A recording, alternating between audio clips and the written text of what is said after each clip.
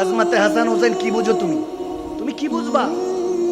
তুমি মানো যে হাসান হোসেন জান্নাতের সর্দার সম্রাট, এই হাদিস মানো, কিন্তু মুহররম আসলে তোমার যখন আমরা কেউ সুন্নি মুসলমানরা শাহাদাতে কারবালা মাহফিলগুলি সাজাই, তখন তোমার গায়ে আগুন জেগে যায়।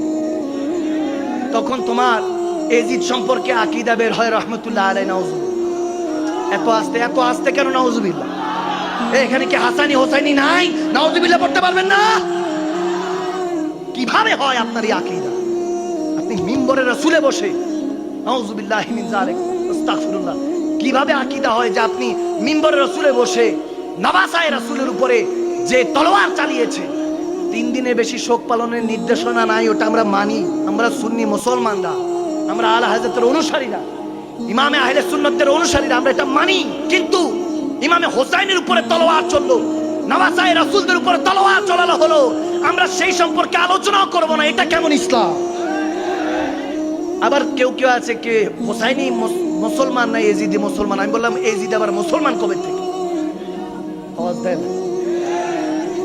39 বছরে 3 বছর খেলাফত পাইছে, করেছে, এরপরে তো ফিনারে জাহান্নামা খালিদিনা। কই গেছে কুকুর বিড়াল শিয়াল, কোথায় টেনে হেসে খেয়ে ফেলছে, খবরও নাই। কারো যদি এজিদের সম্পর্কে এত ভালো লাগে, নিজের ছেলের নাম রাখেন এজিদ। আগে পরে আমার নবীর নাম লাগানো যাবে না, রাখবে ডাইরেক্ট এজিদ, যাতে কেউ হেঁটে গেলে আপনাকে বলে ওই যে এজিদের বাপ। আওয়াজ দেন। যদি এত মায়া লাগে তাহলে এজিদের বাপ নিজেকে বানান। আমরা তো হোসেনের গোলাম হয়ে বাঁচতে চাই, আমরা তো হাসানি গোলাম হয়ে বাঁচতে চাই।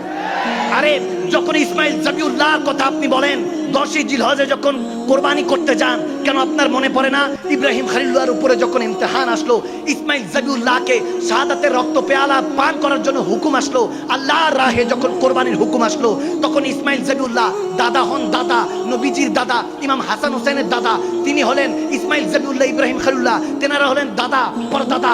ওই দাদার উপরে ছুরি তলোয়ার চললো না, ওখানে দুম্বা চলে আসলো, আল্লাহ জান্নাত থেকে দুম্বা পাঠিয়ে দিলেন। জিজ্ঞেস করছেন নাতির বেলায় কেন ছুরি চলছে? তাহলে বুঝেন নাই বান্দা, ইশক ইলাহি আরেক জিনিস, ইমতিহান ইলাহি আরেক জিনিস। যখন ইশক ইলাহির কথা আসলো, তখন ইসমাইল জাবিউল্লাহর উপরে ছুরি তো চালানো হলো, কিন্তু মাথা কাটলো না, সার কাটলো না।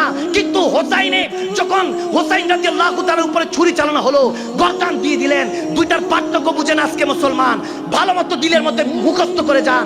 দুইটার পার্থক্য হলো, দুটোটাই একটা 10ই জিলহজ আর একটা 10ই মুহররম। ওই 10ই জিলহজ দিয়ে বছর রক্ত দিয়ে শেষ, আবার 10ই মুহররম রক্ত দিয়ে শুরু, স্যাক্রিফাইস দিয়ে শেষ, স্যাক্রিফাইস দিয়ে শুরু।